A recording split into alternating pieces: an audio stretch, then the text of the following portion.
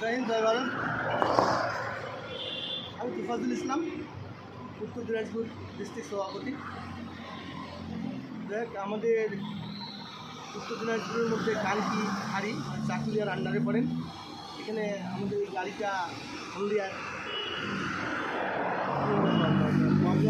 একটা 4 চাকা গাড়ি এসে পেছনে মেরে দেয়, গিয়ে কানকি হাড়িওয়ালা দুটো গাড়িকেই আন্ডারে করুন।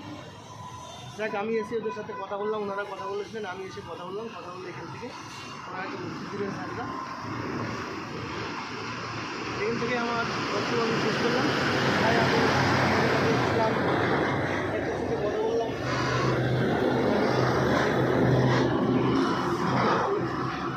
না না, আমাদের যে সমস্যা 3 দিন ছিল, স্যার এসে গাড়িটা আজকে রিলিজ পেলাম। টাকা পয়সা চাইছিল 15,000 টাকা। স্যার এসে গাড়িটা আমাদের করে বেরিয়ে যাবো থানা। 3 দিন ছিলাম থানা। জিন্দাবাদ।